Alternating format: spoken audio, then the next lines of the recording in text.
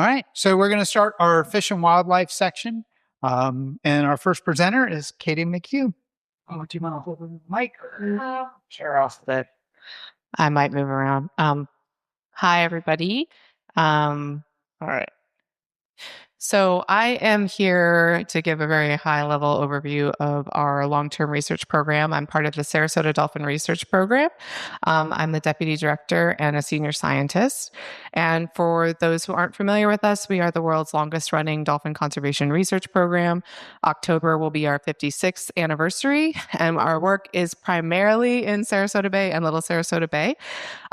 We started out back in the 1970s, really tagging and radio tracking animals in the area, and learned pretty quickly that they're long-term year-round residents, and sort of built this natural lab in the meantime, where we study pretty much anything you can think of about dolphins and their ecosystem. We've now observed 6 generations of animals and dolphins as old as 67 years old. And we use a combination of approaches that really focuses on the longitudinal study of the biology, behavior, health, ecology of individual dolphins and their ecosystem. I should mention we are part of the Brookfield Zoo up in Chicago, but we've been based at Mote Marine Lab over on City Island since 1992. A very core activity for our program is dolphin population monitoring. We know, like I said, dolphins are long-term residents, they're top predators, they're indicators of Sarasota Bay's health. And these field efforts really grew from periodic and seasonal monitoring in the 70s and 80s to year-round monthly monitoring, starting when we established that base of operations at Mote in 1992. And this has resulted in really detailed individual sighting and ranging and habitat use records. And this does include some animals that were alive prior to Midnight Pass closing in the 1980s. As I mentioned, we use a variety of methods to study these animals, but primarily we use photographic identification. We also do periodic health assessments, biopsy dart sampling, behavioral observations, and tagging and tracking. We do collect some basic environmental data in conjunction with all of our dolphin sightings. And we also do red tide and direct fisheries sampling, but those data sets primarily are towards the north of Midnight Pass. The study area kind of goes down into Roberts Bay, like about Philippi Creek is the southern extent of those surveys. So these here are 50 different dolphins, just to show you we really can tell them apart. These are dolphins born in the first 50 years of the study, and we have over 61,000 sightings of dolphins and about up to 1,600 sightings of some individuals over 48 years. More to the point of this particular meeting, our main study area does run a much broader area. So we study animals from southeastern Tampa Bay all the way down to Venice Inlet, both inshore waters and along the coastal Gulf. But our core population monitoring survey areas are depicted on the map to the right. So we have sort of a northern, middle, and southern route. And the southern route does go both on the outside and inside of Midnight Pass. This area, those coastal Gulf off Siesta and Casey Keys, as well as the inside of Midnight Pass, is an area that we cover 1 to 2 times a month back in the 1990s, and then we've gone through 3 times a month since the mid-2000s. During this time, we've had something on the order of a couple hundred sightings in the pass itself, as well as additional records of animals. We've done health assessments or tagging and tracking throughout the area. Since the pass reopened during these surveys, we do record just sort of the maximum depth and tidal state at Midnight Pass every time we go through it. And then we also, of course, record any dolphins that we see in the area. So we've seen dolphins doing a lot of use of the inside of the pass, both prior to and since the reopening of the pass. We've seen them feeding, in particular, inside along Jim Neville Preserve quite frequently when we're down there in our surveys or behavioral observations.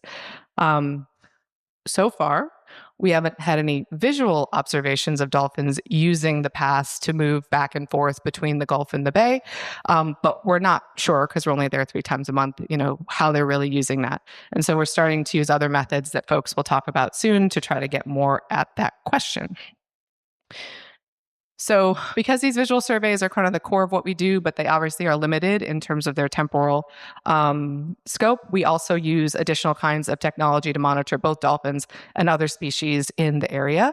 Since 2015, we have been using sound to monitor animals in the broader ecosystem as part of two large collaborative networks that we collectively call the Sarasota PALS network. There's two sister networks that Katie and Krystan will talk more about in a minute. Our Sarasota Bay Listening Network of hydrophones and our Sarasota Coast Acoustic Network of underwater receivers.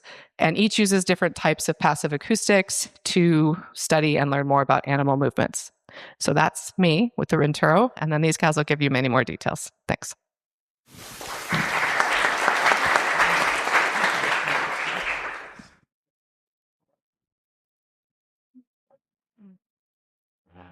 Yep. So we have Kathryn Holmes.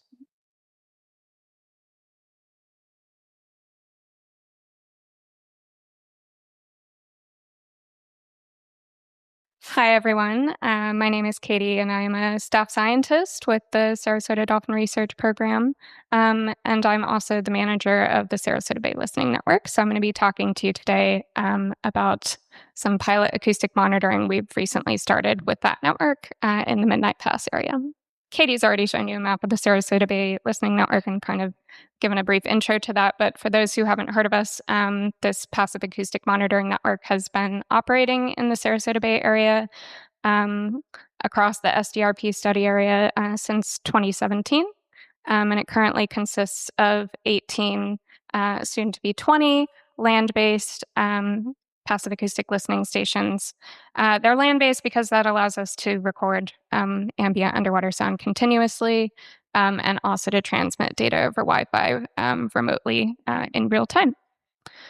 We're recording underwater sound, primarily listening for dolphins, but we can also detect other species, and we have a manatee detector as well, and hope to incorporate detectors for anthropogenic noise and dolphin prey species of coniferous fish, as well as acoustic indices for overall ecosystem health in the near future. And before I move on, I just want to highlight all of our collaborators on this network. We have numerous academic partners, as well as a local industry partner, Loggerhead Instruments, and our network is hosted by citizen scientists. So our first goal with our Midnight Pass project that we've recently started back in March is just to establish some acoustic monitoring stations in the area. So this is both SBLN and SCAN stations. I'll let Krystan talk about SCAN, but basically these two networks are monitoring for different species. So with the SBLN, we can detect those marine mammals and certain fish species. So this is kind of on the right, just our where we have our stations. So prior to Midnight Pass reopening, we had an SBLN permanent land-based station at nearby Spanish Point, and we've now paired that with a SCAN receiver and also installed 3 autonomous recorder paired autonomous stations in the waters around Midnight Pass. And those recorders will be out at least through October 2027, and then at least for the SBLN side, we'll reevaluate at that point.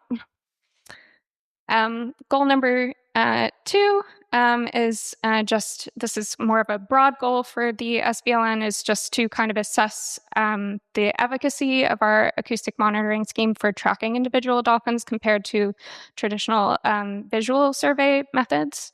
We can identify dolphins both as individuals, both by their dorsal fins, but also from their individual acoustic labels that occur naturally in their communication systems. So these are their signature whistles. We're also interested in monitoring vessel noise with this network, primarily from the viewpoint that it is a problem for dolphins, also for manatees, and that it just overlaps their entire communication range. So it can acoustically mask signals, including signature whistles, which are really important for them to maintain contact with each other.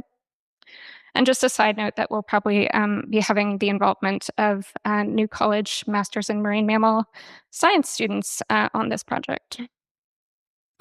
Our third goal is just to kind of assess our setup ability in Midnight Pass to infer whether dolphins are actually going through the pass just via repeat detections of signature whistles inside and outside the pass. We collect thousands of hours of acoustic recordings on this network, and we obviously don't process that manually. That would be impossible. So we have fancy machine learning algorithms for that allow us both to detect dolphins, but also to classify and identify them at the individual level. And the figure on the right is just showing hundreds of signature whistles that we know from the individuals in this population. So we're able to acoustically track over 60% of currently living residents with our Sarasota dolphin whistle database, which is an unparalleled data set for any dolphin population worldwide. And then just lastly, with our Midnight Pass monitoring, we're testing SBLN field logistics for adding autonomous recorders to our network. Like I said earlier, it's primarily a land-based network right now, but there are obviously some gaps that we can't listen to in the deep areas of Sarasota Bay. So we're going to start using these autonomous deployments to supplement that. And we are testing longer duration recorders from loggerhead instruments for this. They can record continuously for 4 months, which is pretty cool. So with that, I'd just like to thank our funders for the Midnight Pass project, Moat Scientific Foundation, and I'll be happy to take your questions later.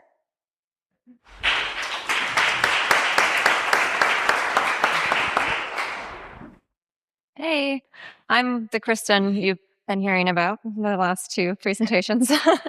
I'm a staff scientist also at Sarasota Dolphin Research Program, and I'll be presenting or talking to you today about SCAN, the other half of the sister network with Sarasota PALS network.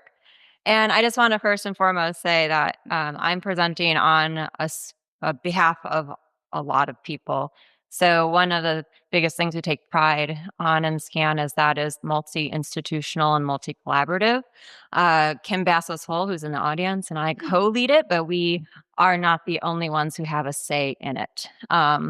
So I'll be pointing to all of our collaborators that are in the audience today. So if you have questions, you can directly ask them. But as far as what SCAN is, so SCAN listens for tagged animals, to put it simply. We established this network in 2016, primarily focused on the passes. We have pass gates set up to from Sarasota Bay to all connecting water bodies, including Tampa Bay to the north and to the Gulf. And our primary focus on the passes is to understand animal movements in and out of the system. So we have outside gates as well as inside gates, so we can track animal movements when they hit on the outside, and then the inside, they're moving in, inside versus outside, then they're moving out. And that allows us to address questions as of residency time. In addition, we have grown the network over the years to include artificial reef sites. We've been working with Sarasota Bay Watch to monitor some of their clam restoration sites for possible clam predators. We have coastal curtains, we call them, that go perpendicular along the coastline. And those are really informative for gathering information about animal movements north and south during their seasonal migrations. And we also have receivers out to 48 nautical miles offshore. Multiple species which are monitored by this network, which you'll see shortly. And we do upload all of our data to 2 regional networks, FACT along the Southeast Atlantic coast and ITAG in the Gulf of Mexico. And these networks allow array owners to share tag detections with tag owners. So when you tag a fish and it moves outside your study area, you really want to know where it goes. So working with these regional networks allows us to share those data across water bodies. And importantly, these data have helped support multiple student projects ranging from undergraduates to PhD students. The tagging efforts have been mostly focused on elasmobranch and teleost species. We do have some gastropods that we have tagged as well. It's important to note that not all of these tags are still active. So the tags can last anywhere from 1 to 10 years. So some of these tags are still active since deployment, thank you, and others have since expired. But that's important to consider when we're talking about monitoring a pass that was closed at one point in time, right, and now is reopened, that we actually can look at some pre and post pass opening movements. So in relation to midnight pass specifically, we're really interested in monitoring a few select species to start. Mullet will be looked at with Elizabeth Behrens McCabe. She's in the audience, so ask her questions. We started tagging mullet in 2022 or 2022, primarily because they're a primary dolphin prey fish. Everything eats a mullet, so they're a primary prey fish of a lot of species in the area. But we're really interested in understanding baseline movement patterns, residency, and connectivity to different habitats. The initial tagging efforts focused on Robinson Preserve and New Pass, and we did see mullet movements between those areas. So it'll be really interesting to see if mullet or how mullet are using the Midnight Pass area. And we did just, oh my goodness, okay, we did just deploy 20 tags in the Midnight Pass area in April. The Snook research is being read by Ryan Schlosser's group, also in the audience, and with Remote Marine Laboratory. So Snook have been tagged in the area since 2018, and they were interested in examining connectivity between tidal creeks and passes. And so this is a result of some of their preliminary work documenting movements between these pass and creek locations. So this group will be also deploying 20 acoustic tags in the Midnight Pass area to see how this structure may change with the reopening of the pass. White-spotted eagle rays have been tagged in the area since 2026, led by Kim Bassos-Hull, also in the audience. Our studies have a wide range of questions with the spotted eagle rays, but one of the most direct, I will speed it up. One of the most direct questions to Midnight Pass is using it as nursery habitat. So we have observed spotted eagle ray pups in the area. And so a few tags will be going out this fall, primarily focused on pups to see how pups are using the Midnight Pass mangrove areas, and also possibly using this pass to access the Gulf when the waters on the inside of the estuary become too cold. And then finally, we're working with Miss and Jasmine Graham, also in the audience, which is great, with bonnethead sharks, which we have not tagged and scanned before. So this is fantastic to add another species to the scan array. Miss will be deploying some tags this summer, and they're primarily interested in understanding bonnethead movements in Sarasota Bay and to accompany some of their ongoing research focused on understanding trophic transfer of red tide toxins through the marine food web. And last but not least, we are conducting monthly drone surveys in Midnight Pass just to better understand how the bathymetry and the habitat in and of itself is changing over time. And that's all I have from the scan network.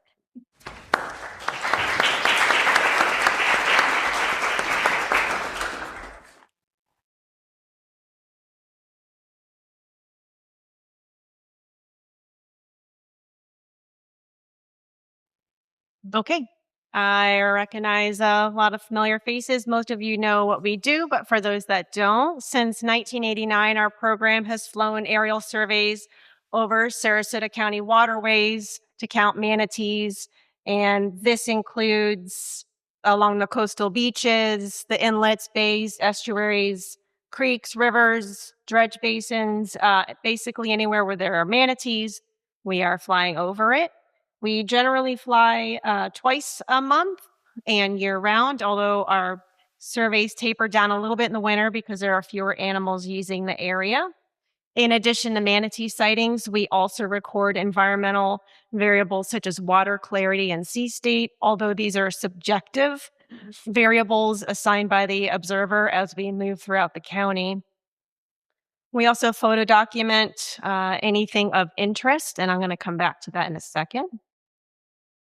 So with these surveys, we've built a long-term spatial database that fulfills a number of research objectives. However, one of the primary goals of the surveys is to provide both comprehensive and current data on which management decisions and protection measures can be based on, such as the determining the need for and the effectiveness of manatee protection areas.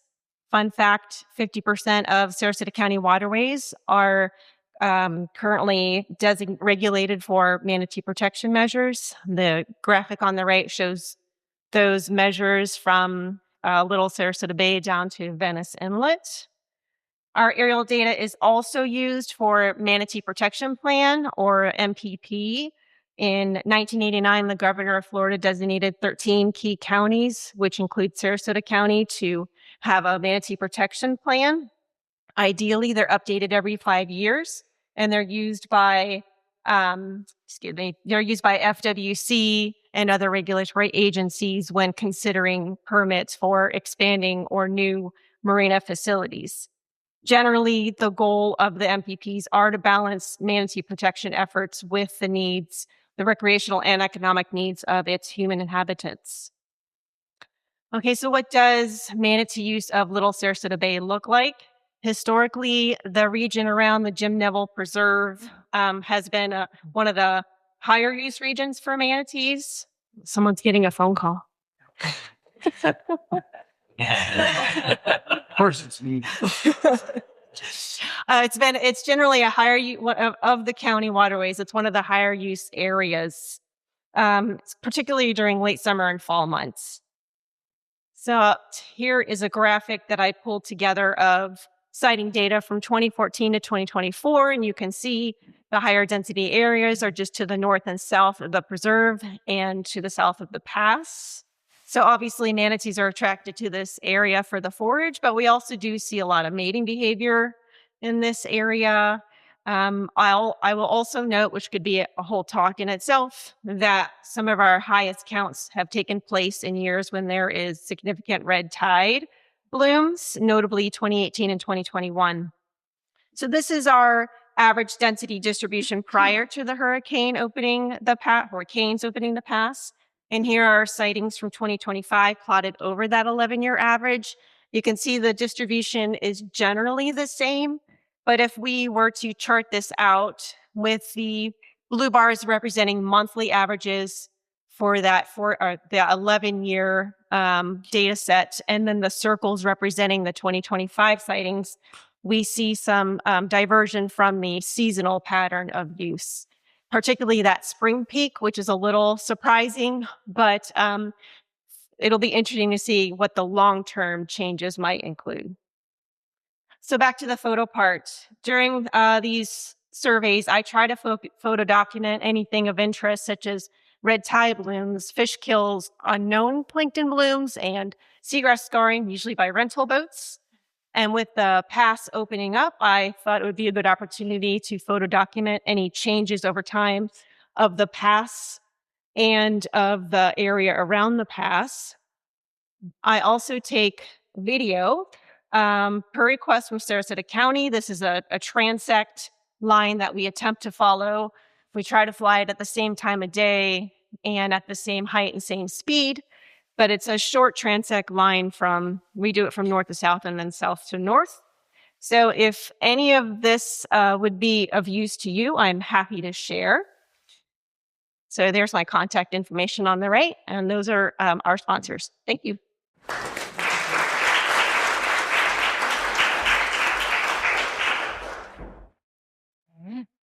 Next up, we have Randy Edwards. No presentation, so I'm going to give you the mic. Thank you. No slides, no PowerPoint. The Sarasota Bay National Estuary Program began in 1989, and its technical advisory committee was formed shortly thereafter. I joined as an original member and later became co-chair of a fisheries and habitat subcommittee.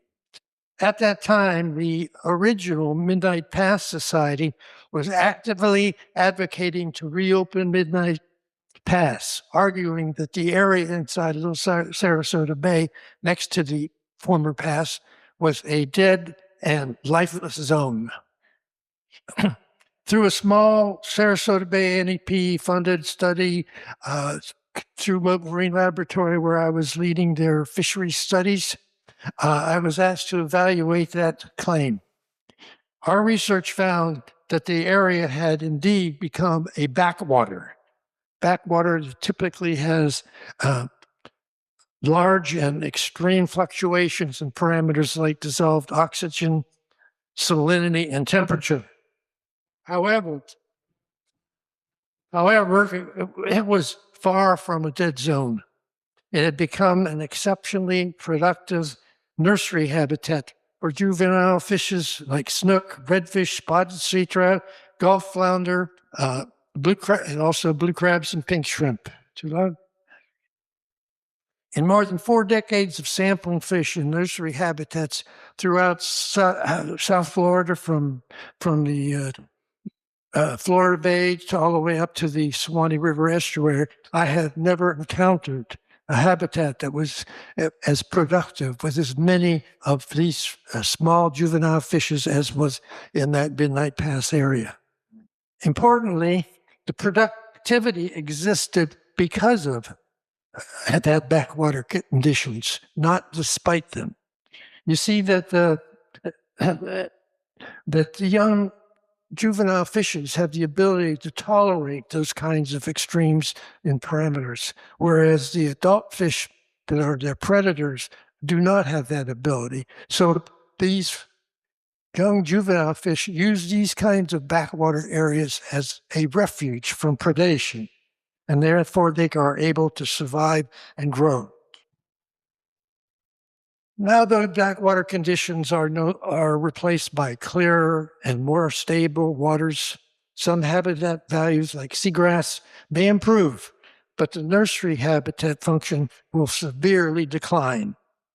That means fewer young fish surviving to join the adult populations in Sarasota Bay. This is something that most laymen and unfortunately too many environmental professionals do not understand, that fishery science has long recognized that the size of an adult fish population, such as in Sarasota Bay, is dependent on or at least limited by the numbers of these small fish that recruit into the adult population each year. My report to the Sarasota Bay National Estuary Program concluded that if Midnight Pass were ever to be reopened, an equivalent amount of highly productive nursery habitat should also be created, restored, or enhanced in Sarasota Bay. 35 years ago, that was more feasible to achieve. Today, after decades of development and additional habitat loss, it is much more difficult. It will be much more difficult. However, if our community was prepared to invest more than $50 million, as has been reported, and our county commissioners have morally committed to, they should be also prepared to invest the resources necessary to prevent long-term declines in fish populations. I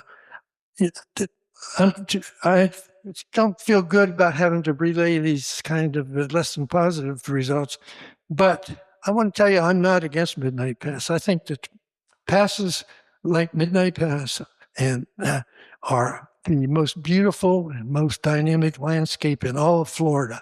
And I have visited almost every one of them, either as part of my studies or with my fishing rod. And this is to have a wild and natural pass with county lands, public lands surrounding it is a real jewel for the Sarasota community. And I can only hope that we will be able to embark on a very large habitat restoration program. Thank you.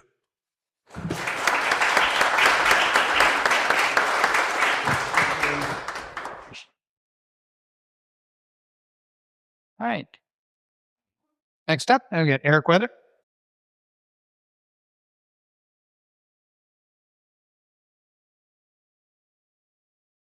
Thanks. You gave me a laser? That's dangerous. Sure. Thanks so much, Eric Weather with FWC's Marine Fisheries Research. Following up to Randy, that was a great intro. I appreciate that. We're going to follow up that with FIM program for FWC has been sampling around the state of Florida for almost 40 years now using a stratified random sampling design. In the blue there, you can see all the estuaries we're currently sampling. we use 3 gears primarily, a small seine here, 21 meter seine for juvenile fish and small fish in shallow water, larger 600-foot seine in shallow water for larger fish, and then a otter trawl for small fish in deeper water. Sarasota Bay, we've been sampling since 2009, every other month, about 26 sites in a 2-day event. We'll be out there again next week. Over 600 samples collected to date across the 5 embayments of Sarasota Bay. And because we've been sampling Tampa Bay and Charlotte Harbor kind of along the same time frame, we're able to make some comparisons here. So for a 5-minute talk, I'll just focus on these top 2 panels, which are our small seines, focusing on juvenile and small-bodied fish. And you can see, kind of like Randy was saying, Charlotte Harbor here in the purple, Tampa Bay in the dark green, Sarasota Bay in the light green.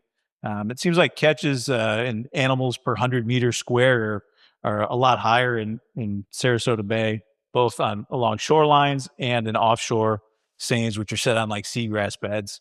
And in particular, I want to point out, this high point here we follow down is Little Sarasota Bay. So the question is, what's going on in Little Sarasota Bay? And if we look at just the Sarasota Bay embayments, zones A through E, zone D being Little Sarasota Bay, you can see density of juvenile fish and small fish is double what it is in the other embayments. And that can be explained. Sometimes we'll see, large catches of a single species or a group of species that can account for that. But in this case, richness in that Little Sarasota Bay area is also the highest. So that's kind of the fingerprint of a productive nursery, like Randy was talking about, those backwater areas, salt marshes. That's what we see in other systems. So that's really, really interesting to me as a fish biologist thinking about a really productive system here, because we know that there used to be a lot of salt marsh and backwater area in this area, and today it's all gone, right? So it's unique that Little Sarasota Bay seems to still be filling that ecological role. There's been other studies. So the question is, how is Midnight Pass? How is introducing a pass to that area going to affect this? There's been other studies in Charlotte Harbor here where distance to ocean inlet, here's the ocean inlets, matters for individual species. You see the trout and redfish more likely to be observed, juveniles up in the estuary, further away from passes, whereas like the snapper, lane and mangrove snapper are more likely observed towards the mouth of the estuary, closer to passes. So the kind of main takeaway from there was distance to Gulf Pass was the strongest predictor where these juvenile fish distributions were. Another study looking at Blind Pass here in Sanibel Island. This was in 2010. This was dredged open. And we can see we did a kind of a before-after control impact study here with the dark spots. Here's your controls up here. Here's the impact site where a Blind Pass is. And this is average fish communities for those areas. After the dredge opening, here's the impact, the post-opening fish communities here.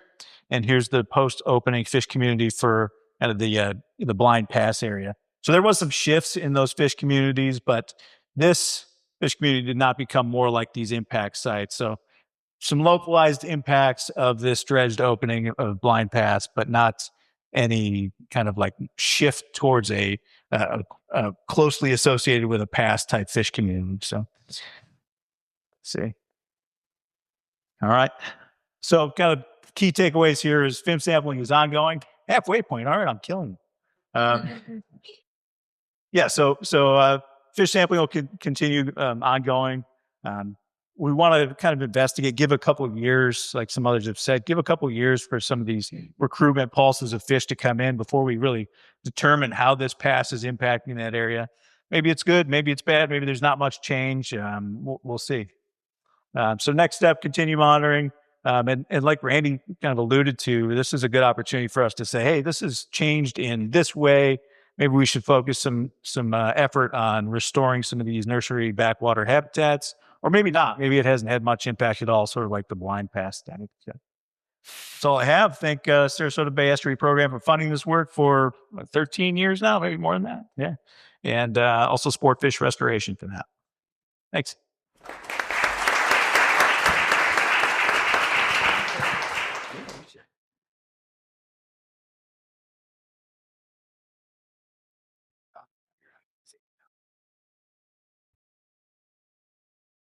So we'll have Dr. Sam Levell presenting, but she pre-recorded her Hi, presentation. everybody. Oh. Hi, everybody. We are so sorry to be missing you today, but I am Samantha Levell, And I'm Samuel Bedgood. and we are both professors at New College. So I hope that you're enjoying the venue, but we are unfortunately out of the country. So we'll jump right into it, though. We are studying ecological recovery following the hurricane-driven reopening of Midnight Pass in Sarasota Bay, Florida. So what we're doing with ecology is we're looking at both biodiversity indices. We'll talk a little bit about our methods of how we're doing that, but fish and invertebrates, as well as sediment and seagrass and eDNA from the water.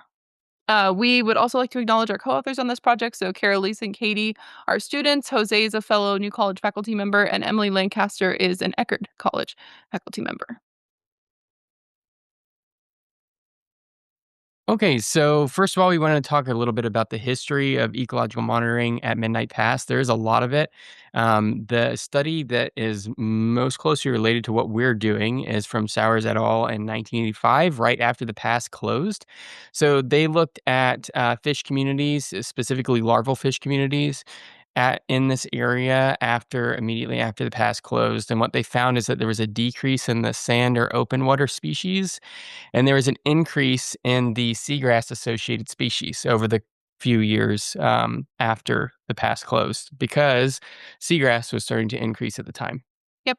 And so, as Samuel mentioned, we're using this as sort of a framework for how we are phrasing some of the terminology for open water versus seagrass associated species. So, the way that we're doing this is we are setting up 4 semi permanent transects around Midnight Pass. So, you'll see where the red is, this is where the approximate opening is. And then we have these 4 locations with semi permanent transects. At each one, we have at least one place where we're looking at sediment, seagrass, and seining for biodiversity. But some of these we've ended up splitting into 2 parts as we've seen seagrass come back in sort of unexpected patterns from when we originally started sampling right after the pass reopened.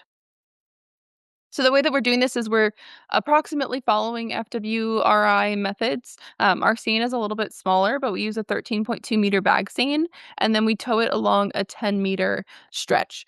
We also take environmental DNA from the water with 500 milliliters, and then we take photoquadrats. So every meter along that 10-meter transect on the north side is where we always pull our seine, and then right along the transect is where we take those photoquadrats. We also take abiotic data, dissolved oxygen, pH, salinity, temperature, using a YSI. We always pull Coronia brevis water samples, 1 per all of the 4, not at each one. And then we use a sediment core. It's a small sediment core. We're really just looking at organic content and grain size at the sites that we are pulling data from. Okay, so our seagrass data, we are starting to see recovery of seagrass data, but notice that this is from 2025, the beginning of 2025. We're still working with this data. We worked with some EDAP students last year that were working with the images from our video transects.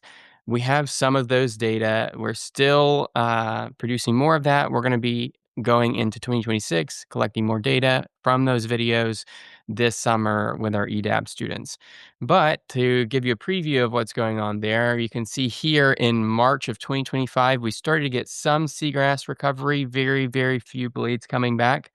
And then in April, we saw a spike at one of our transects, at transect A, which is farther away from the opening. We saw an increase in only those transects that are farther away, and we didn't see any recovery of haliduli seagrass at the sites that are closer to the opening. You can see the images from May of 2025 here to show you representative images of what it looks like. Yep, and note that this is just Haliduli wrightii. Before the pass opened, it was only Haliduli or shoalgrass, and it is still only that to our data, to our knowledge. So also some data, again, just from the year 2025, we've done some community analysis. So what this figure is showing you is the month on the x-axis and the mean relative abundance on the y-axis using standard error bars. And so what we did with all of our fish data, which, by the way, we're taking numbers as well as lengths of the first 10 of each species, as FWRI does, we're looking at demersal species versus neritic species. So demersal species that hang out near the bottom versus neritic species that hang out in the water column. And what we're seeing is a really interesting community shift. At first, once the pass blew open, we lost a lot of the seagrass-associated species, which we are comparing to older FWR data, as well as some of the data that I took when I had sampled the pass before the reopening. And so again, a lot of neritic species in the beginning, almost all of them were neritic, but we're seeing that community shift. So this dotted line here marks that March date when the seagrass started coming back. And we see that that actually pretty closely aligns with when the community shift happened. So that's pretty exciting. All right, and now we'll just go into the conclusions and future directions. We'd like to acknowledge all the people that we work with. The conclusions here, seagrass haliduli, which is the one that was there before, shoalgrass, is showing signs of gradual recovery. It isn't necessarily going to recover in the same way it was before. That doesn't make sense. We now have an open pass with lots of water movement, so we know that pattern is going to look different. But the recovery is associated with shifts in fish and vertebrate communities that we're seeing there.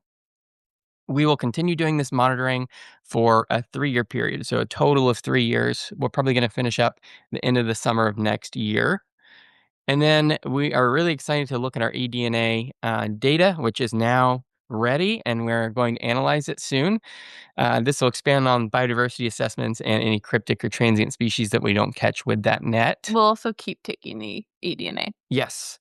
And we're doing sediment characterization this summer with EDAP students, looking at grain size and organic content at each of our sites for each month. So we have those samples for every month since we started sampling. Yep. So to summarize, we're using the same methods and hope to have a total of 3 years of data. So we're interested in collaborating with anybody who wants to share in these efforts looking at some of the smaller species.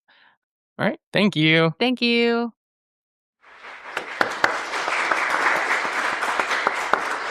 So my name is Dr. Jake Lasala. I'm the program manager of the Sea Turtle Conservation and Research Program at Moat Marine Lab. And we're going to talk about use behavior of the midnight pass. So sea turtles start their behavior at night. They crawl out of the water looking for a space to nest, and they have choice, so they can choose where they want to go. They'll crawl back into the ocean, and then in the morning, we will go out with ATVs or walk on the beach, and we'll look for those activities. If it's a false crawl, a turtle that just does a U-turn, that's fine. They'll come back that night or the next night. But they happen because of something that the turtle doesn't like about the habitat. And we don't do any marking of those false crawls. But if it's a nest, then we'll mark those nests and we'll identify GPS and figure out, and then we'll monitor those nests for how many hatchlings are emerging from those nests. I'm sure you've seen these on the beach. I'm sure you have. We monitor 35 miles of beach from Longboat Key all the way down to Venice Beach. And we have over 300 volunteers, interns, seasonal staff, and usual staff, as well as the help of the Longboat Key Turtle Watch. And we've been monitoring nesting beaches in this area since 1982. So this is on the left y-axis is loggerheads. Loggerheads will always be orange. And on the right y-axis is greens. Note the size disparity of loggerheads to greens. Our loggerhead population is rapidly increasing, and we're the largest nesting aggregation in the Gulf for loggerheads. And for our green turtle population, we are very happy to see this increase because they were reaching near extinction levels in the 1800s. So that's really good. Here's the kicker, is that this beach this area has been rapidly increasing. But South Siesta, which is part of FWC's index nesting beach, is also part of Midnight Pass. And so, so the index nesting beaches are a standardized method of measuring how many nests are happening within the state of Florida, and South Siesta is one of those beaches. This is what it looks like across the entire state. So really high numbers, and South Siesta is a very small portion of it. So the Midnight Pass area, in the last decades, loggerheads have averaged about 61 nests per year, which does not seem like a lot.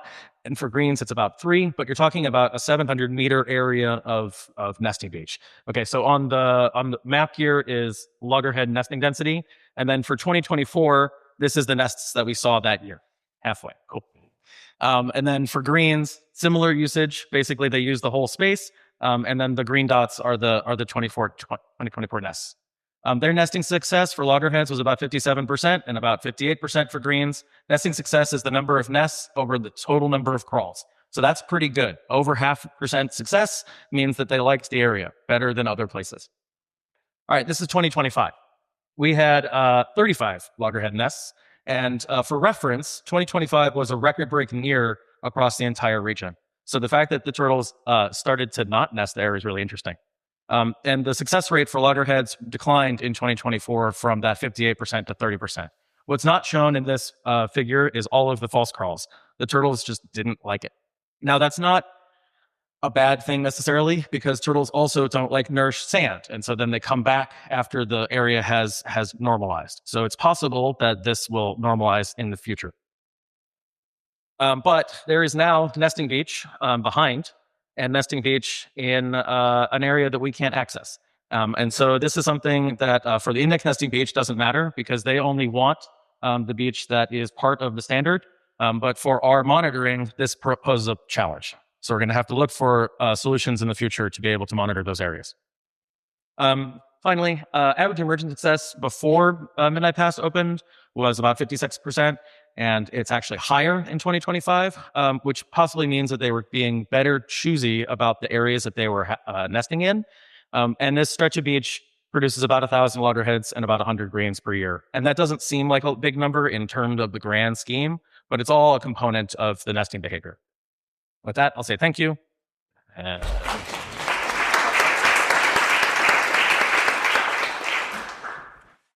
All right. The next is Kayla Quinn.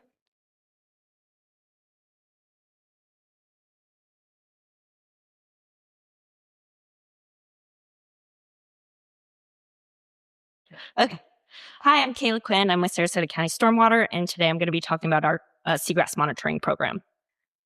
So a little bit of background on this program. It started in 2006 to coincide with SwiftMud's aerial mapping of seagrass beds, sort of as a ground truthing effort. But then it evolved in 2012 to be a rapid assessment of seagrass health throughout the bays in Sarasota County.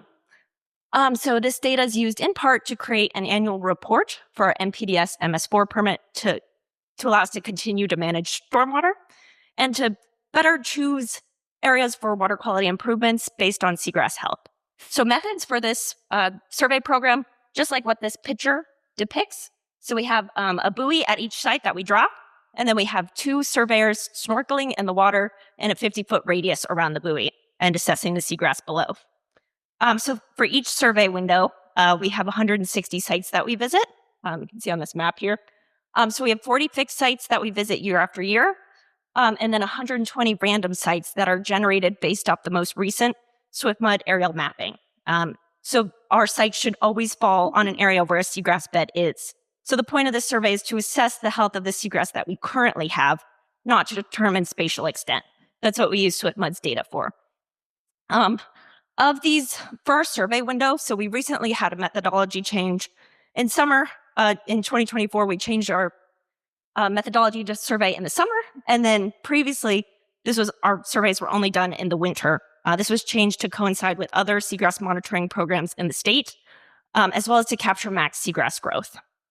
But we still visit the 40 fixed sites in the winter as well as the summer, so we can continue to have that long-term data set. But when we're in the water, we're looking at seagrass percent cover, so how much of the seagrass is in that circle, species composition, blade length, epiphytes, sediment, algae, and biota observations. Oops. So we have 2 fixed sites in the Midnight Pass area. So 14-3-0 is up here in this north area, just north of that Jim Neville Preserve area. And you can see seagrass percent coverage on this graph here varies a little bit. From 2017 to 2024, goes from around 15% cover to around 75. But then we have that really bad hurricane season and the pass opens, and we do see a drop in seagrass percent cover of 5%. But then in 2026, we do see a little bit of recovery. Species composition for this site, we've only ever found Haladuli here after the pass change, or after the pass open, that did not change, which is a very shallow site, it makes sense. For 14-4-0, that's more in the main channel area of Midnight Pass. Again, seagrass percent cover varies a little bit. But after that pass opens, we do see that decrease in seagrass coverage and then a little bit of recovery in 2026. So species composition has varied at the site. We do get a mix of Haladuli and Syringodium here. But again, after the pass opened and that's terrible storm season with all that disturbance, we're only finding Haladuli, which makes sense. Haladuli is a bit of a hardier species. able to pioneer a pioneer species able to take over disturbed areas more easily than Syringodium or Thalassia. And here's our Little Sarasota Bay data. So this is our fixed and our random sites. So of the 18 or so sites that we visit in Little Sarasota Bay, this is the average percent cover of seagrass up here. You can see it from 2012 to 2023. That's our winter data. And then 2024 is when we had that methodology switch. So 2012 to 2023, you can see seagrass coverage doesn't get over 60%. But then in 2025, we do see it gets over that 60%. But that jump may be attributed to us switching our survey window to the summer when we're capturing that max seagrass growth. Species composition for Little Sarasota Bay, most of the time we're finding mostly haliduli, but we do get some small abundances of Syringodium and Thalassia. After the storms, again, we only found haliduli, but in 2025, we did find, you can really see it, a little bit of Syringodium and Thalassia. Okay, and then here's our resources from this program. So here's where you can find the data from this program. Here's where you can find the annual report.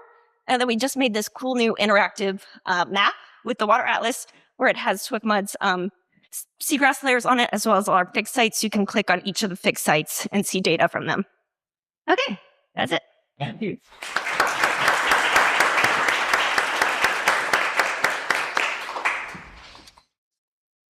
Keeping Midnight Pass open has galvanized strong support. How can we create that same urgency commitment to funding projects that reduce nutrients and restore backwater habitats in Little Sarasota Bay watershed?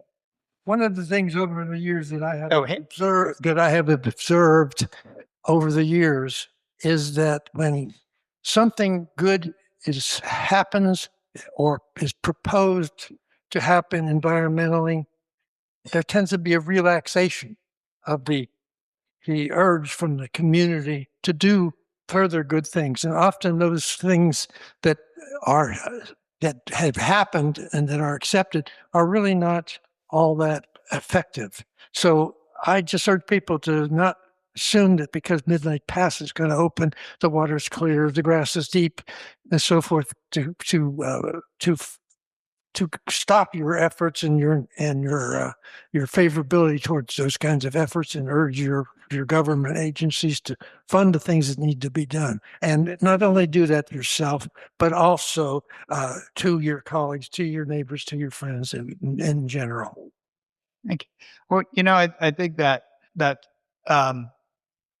getting to this session, and talking to folks individually, I think of a lot of the sections funding, for the wildlife and this component, even some of the habitat, has been really a community effort. Everybody kind of dug deep and saw where they could change their budgets or start working. I remember talking with Sam and Sam right after it opened, like, what can we do? How can we do this? And we were trying to figure that out, of how is this going to evolve? So I think the Fish and Wildlife or just that this group has a lot more challenges for funding. But I think along the same lines, getting this information back out into the public sphere, the estuary program can help that. Your programs, we can cross post, we can try to create a lot more of a community interest in this from the standpoint, not just of running a boat through it or going for a swim out there, but actually what this means to our coastal systems. I mean, our populations have changed.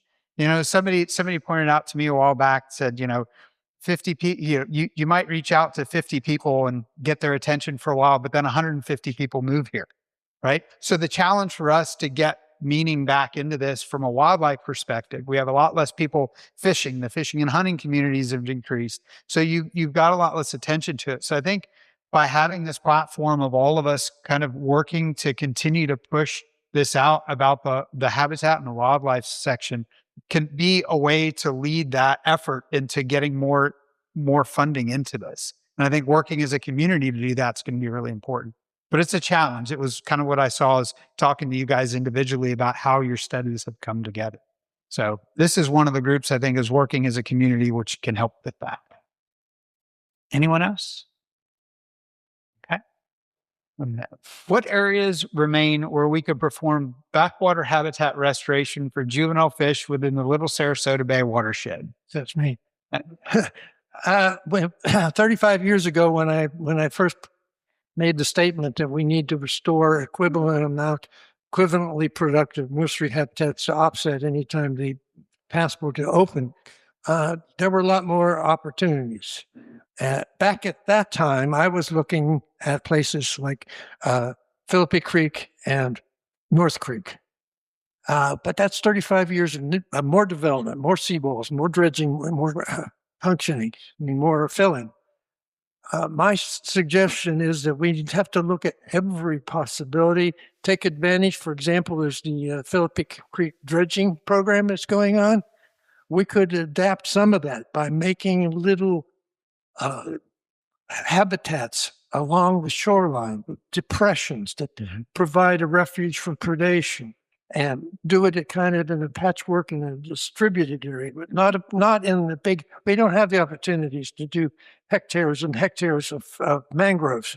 And if we do mangroves or one of those habitats in a hectare or something or 100 meters, we need to design that restoration so it's not just providing mangroves, but it provides the habitats for the fish. And I'll give you this example I give to other people. In my sampling effort out there, I'm on one end of the seine. We would seine along a typical mangrove, and you would find maybe one snake. If you seined a perfectly morphologically perfect habitat site, a little depression, a little creek or rivulet going into the creek, you could collect 50, and there were probably another 50 snook that you just couldn't sample because it's all irregular branches and so forth, oysters. We need to now, if we're going to do any habitat restoration, don't restore mangrove, don't restore marshes, don't restore living shorelines, restore fish habitat as the main focus of that restoration. Thank you. Anyone else along those lines? There's something we've been talking about quite a bit, and I think it's along those same lines. We got a lot of these. We've got a watershed, it's 85% urbanized, so that tells you a lot right there. But we do have these big projects that are, the dredging projects, those opportunities, looking back in even the stormwater system, how you can dovetail in with projects that are going on there. There was some work done looking at all of our creeks in as far as fish populations and things. I think those are the kind of things that over time, would warrant that. There's some great work down in Charlotte Harbor looking at those backwaters, what those opportunities are. So I think that's where we're not ever going to get back that habitat we had before, but at least we can make some progress of, stabilizing what we have. If I could make a comment, I think we have a very exciting project that Moat and the counties are working on in Alligator Creek in South Sarasota County. It's one of the first renaturalizations of a stormwater canal in our area. So that restoration is going to start really soon. I hope that this would be a great forum to kind of share the results of that, because our stormwater systems, our tidal creeks, have a great opportunity to be fish habitat.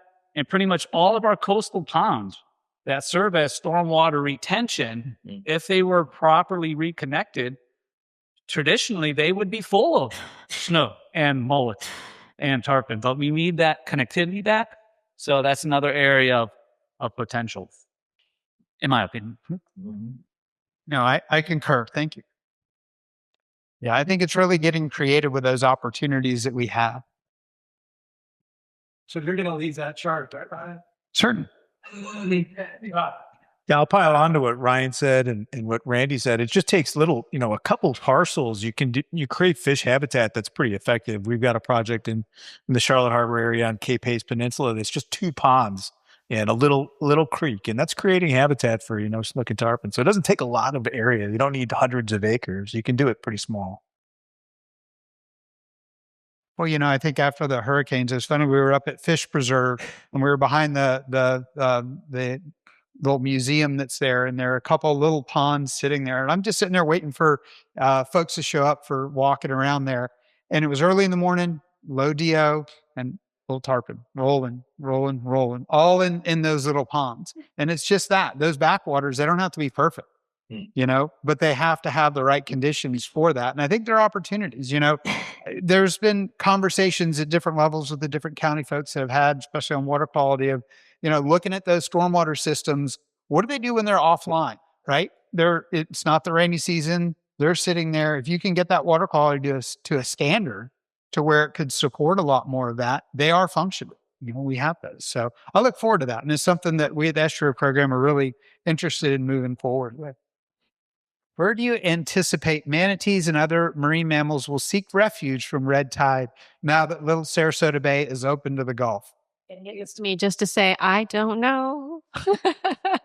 But we'll find out, right? Well, I think it'll also be interesting to see with the deepening of the creeks, if you get any use in there, over time. But is there indication that creek monitoring for fish may be helpful near the pass? If so, what type of monitoring, pit tags, nets, etc.? Yeah, I'll tag that. I think this is a data gap and something we've done in a lot of other systems. Charlotte Harbor, Lemon Bay is monitoring creeks with nets along shorelines, and we've seen good results, tracking and monitoring juvenile snook and tarpon in those areas and redfish. So, yeah, I think that's a data gap in Sarasota Bay. I think Moat is doing some of that. Ryan, comment on that? We have more historical creek netting that's tied to our snook stock enhancement monitoring than we do kind of currently active seining projects in the periods. So again. But we do have acoustic receivers in some of the creeks. So if we deploy some acoustic tags, that is a potential to monitor some of that connectivity. So is that kind of one limiting factor here is the amount of tags you have available to put tags in? Or to put in the fish or... Money is always the limiting factor. Yes. Each receiver is very costly. It causes annual maintenance, plus each individual tag is about $400. And then if it gets eaten by a predator, then you're following something that, who knows what it is. So yeah, that's a lot of complications. But it's still worth the effort, in my opinion. Certainly. I think just real quick, I think what would be interesting to see over time is weighting of the contribution of our creek systems. I think that would really help to be able to come back to folks when it's looking at restoration or even just what impacts some of just the regular maintenance to the creeks are causing and what the potential of those to produce through time. So I think, there's a lot of gaps in.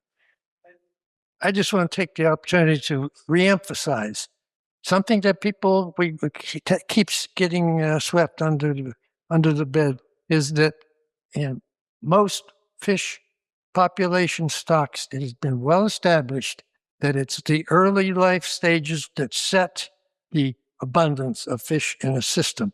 And you can do all the monitoring of the adults, subadults even, and you're just looking at the effect, but you're not looking at the cost. Based on all this valuable scientific study, what should we do to ensure an abundance of fish and wildlife into the future? Money is one thing. Yeah. Habitat. Yeah.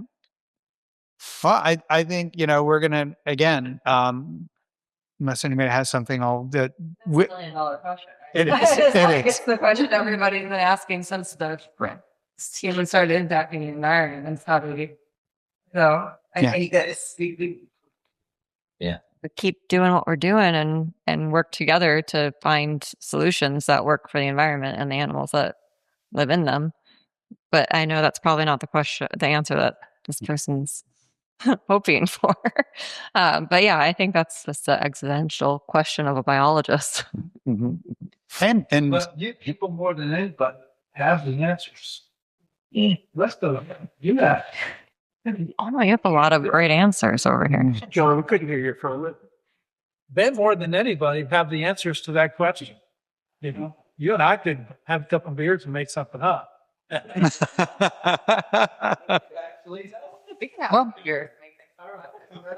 I mean, this is probably equally not satisfying, but I mean, basically, like when we look at things with some of these, especially these really long-lived, species that like we work on, there's only so much you can do to like really bolster and increase those species. And so it's a combination usually of reducing human impacts where we can identify them and then trying to support the base of that ecosystem, right? Trying to support the habitat preservation or restoration when possible. And, it's tricky, but even in like major disasters like the Deepwater Horizon oil spill, right? Like there was a huge impact to say marine mammal populations in the Northern Gulf.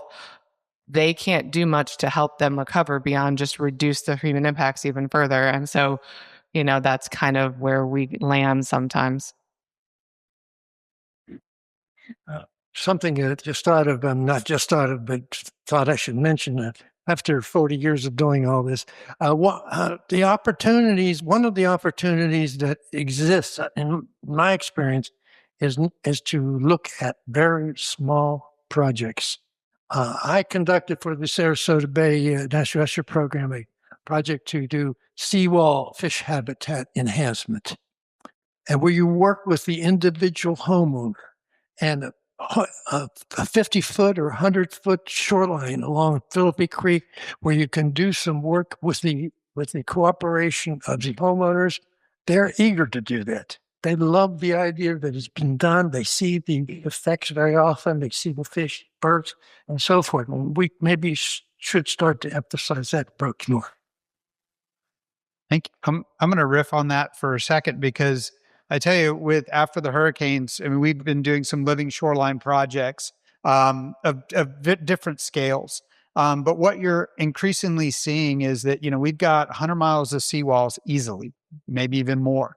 A lot of those were built 50 years ago and are crumbling. And these homeowners are looking for something. And I think what you're starting to see now is the cost of living shorelines is getting to be a lot more manageable. I think there's a longer way to go, but that is one way. It's not going to fix everything. It's not going to be a complete habitat, but if it can add some to it, every little bit in the system counts. So I think, being able to leverage the data that's in this room to be able to add that to that component of living shorelines and to what's going on in our creeks and watersheds, I think that's something we all need to start thinking about as a community, to be able to push the weight of this back towards the front. Okay. All right, Eric, say something? Yeah, I just wanted to add, I'll throw this back on you, John. I think your talk really addresses this question the best. Having teenagers get out there, caring about this land, it doesn't matter if we restore fish habitat if next generation doesn't care about it. So keep doing what you're doing. I really appreciate that. It's awesome to see kids out there, taking part, getting their hands dirty, caring about this land as stewards, right? If we build a community of stewards, this problem will, continue to solve itself. Yes, hear, hear. All right. Please. I will also just quickly add, when we're talking about ensuring abundance of fish and wildlife, I do think long-term monitoring, everybody kind of wants to fund the next new shiny thing, and they stop funding the things that are critical early indicators of trouble, right? Or of success. So maintaining long-term programs and long-term monitoring is extremely important when we're talking about insurance of abundance of wildlife and fish in an area. Yeah, those long-term data sets are critical. All right. Anyone else? Yeah, he's our bipolar. With all these studies, is there concern with livelihood of fish and wildlife on the rise in human activity at Midnight Pass? Is there a reason to create a protected area? Yes, from a manatee perspective, and from what I've observed flying monthly, and we even tried to do some boater compliance studies or boater use studies down there. And there was just so much boat traffic that it was too much for our interns to do. So yes, I think there is a large concern as far as manatees are concerned. I see them just cruising along behind all the boats that are lined up in that little shoreline there. Half the time people are aware of them, half the time they're not. So, and you saw the graphic with the existing manatee protection areas, and we see a lot of disregard for those zones as it is. But with the pass opening, there's been a renewed interest, I guess, or not renewed, but a new interest for jet skiers, which seem to have less education about boating, do's and don'ts, especially over shallow areas.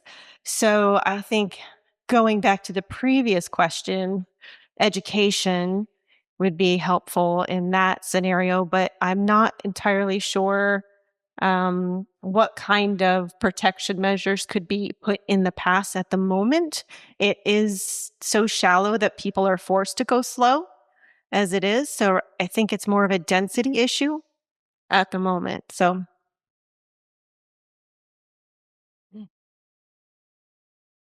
first of all, hi, my name is Katie. I'm a post-bac researcher at Pritzker Marine Biology Research Center with New College of Florida. I'm here to take questions for Dr. Levell and Dr. Bedgood's presentation as they're out of the country right now. We survey Midnight Pass once a month, and every time we go out there, we see, along the same lines as what you were saying, plenty of boaters out there, and 50 yards from our transect lines where we're sampling fish and seagrass surveys, we'll watch a prop scar be created. It is shallow enough that people should be going slow. They are not going slow. People get their boats stuck in the sand. And like I said, prop scars, almost every month we're out there, we see a new prop scar be created. So from our perspective, boats are one of the biggest concerns we have in the Midnight Pass area interacting with wildlife.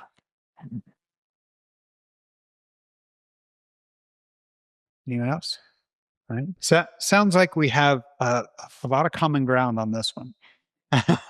But there's also, maybe leveraging with all of our communication groups with all of what we can do. Because one of us just coming out there and saying, this is a need. We've all done that. I mean, I've talked to folks in the county, about putting signs out for seagrass. Problem is you can't put a channel markers in that area because it's not navigable water. So it's this catch-22.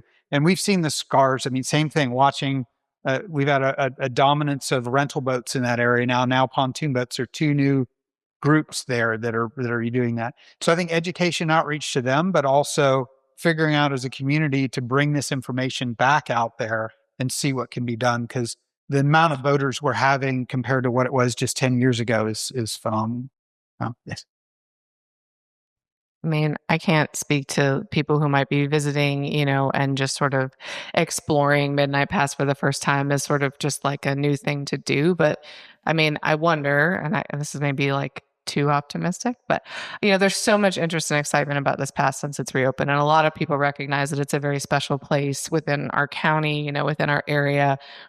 Maybe there is some messaging we can do collectively for, the other non-human, inhabitants and the habitat itself of this area to highlight how special and unique it is for them too, and what they need for it to be sustainable for the long term for everybody.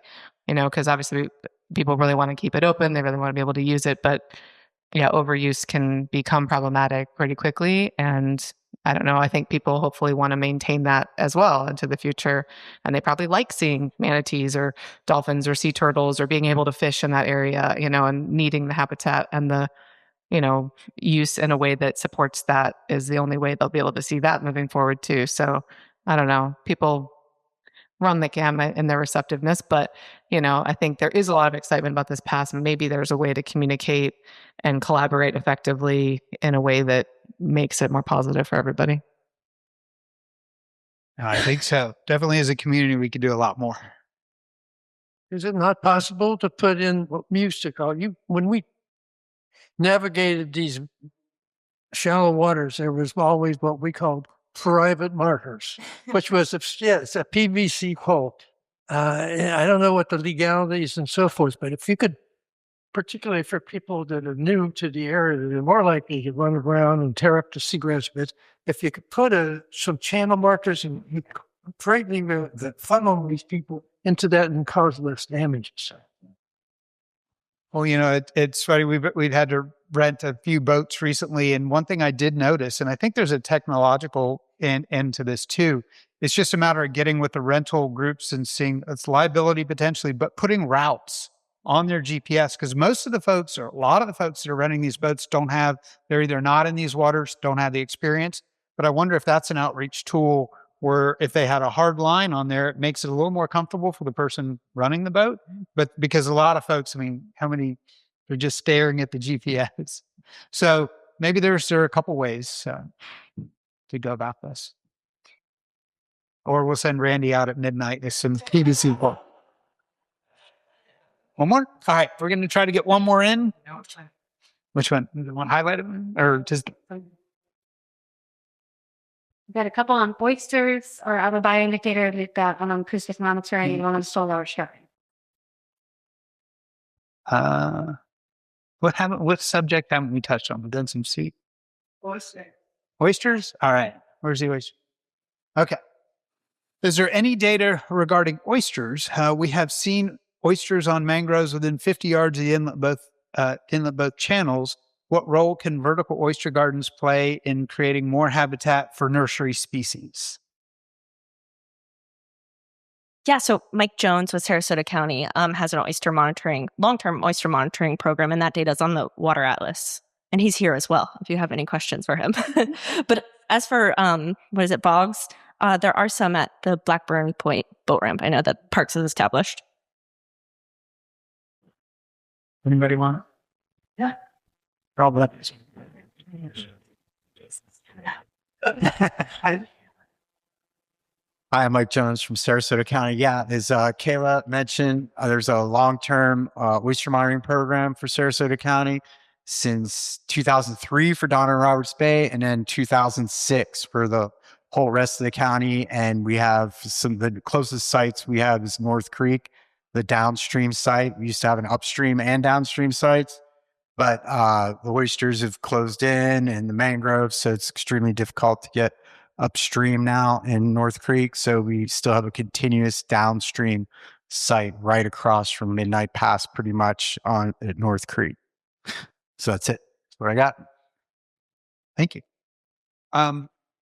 Since this touched on VOGs, there was a recent VOG project in Pelican Cove, right there just inside of the North Midnight Pass. And I tell you, we went out there, and when you put these in a creek system where oysters really are, where you've got that nice Goldilocks zone, they populate like that. And and maybe some because of the drought, but that creek was full of big sheep's head. One thing, I run up and down the bay a lot looking at creeks, and that one had some of the biggest sheep's head I've seen in a while. Somebody caught a 40-inch tarpon in there.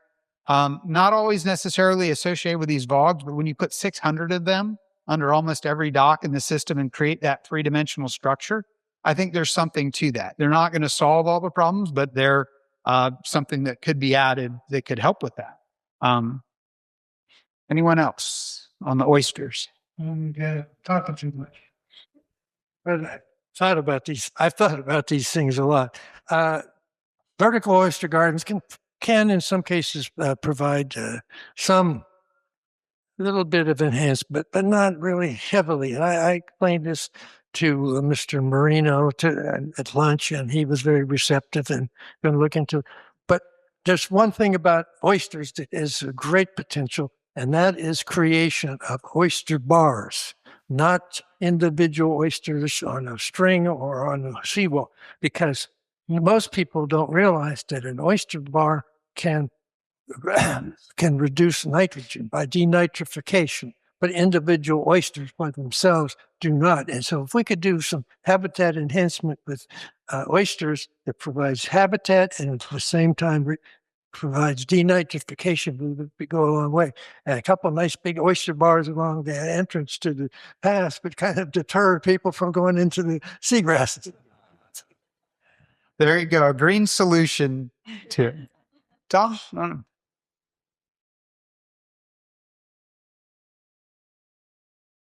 Thank you all for answering those oyster questions. I asked the oyster question.